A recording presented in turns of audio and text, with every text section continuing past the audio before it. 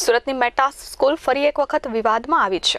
વાલીઓ દ્વારા ડોનેશન ઉઘરાવવાની ફરિયાદ સાથે ડીઓ કચેરી બહાર વિરોધ નોંધાવ્યો હતો।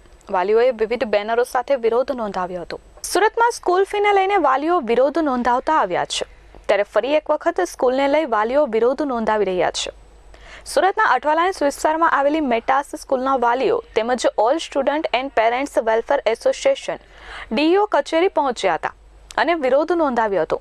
વાલીઓએ જણાવ્યું હતું કે અલગ અલગ રીતે 50 જેટલા વાલીઓ પાસેથી ડોનેશન ઉઘરાવવામાં આવ્યું હતું, જેને લઈને અગાઉ ડીઓને રજૂઆત કરવામાં આવી હતી, પરંતુ આજ દિન સુધી કોઈ કાર્યવાહી કરવામાં આવી નથી।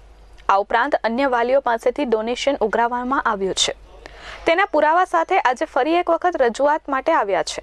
ઉપસ્થિત વાલીઓએ વિવિધ બેનરો સાથે વિરોધ નોંધાવ્યો હતો। મારું નામ ચિરાગ ઠક્કર છે। મેટાસ એડવાન્ટેજ સ્કૂલ અઠવાલાઇન્સ સુરતનો વાલી છું।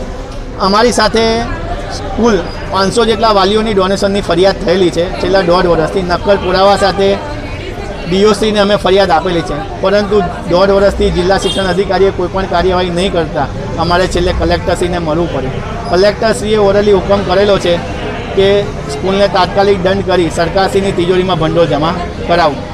તે છતાં પણ જિલ્લા શિક્ષણ અધિકારીએ સ્કૂલને છાવરી અને ક્યાંક ને ક્યાંક છટકબારી આપી રહ્યા છે અને અમને વાલીઓને ધમકી પણ એવી મળી રહી છે કે તમે ફરિયાદ પાછી લઈ લો, નહીં તો તમારા છોકરાઓને સ્કૂલમાંથી કાઢી મૂકવામાં આવશે અને અત્યારે અમારી સાથે સમાધાન કરી લો એવા અમને દબાણ કરી રહ્યા છે।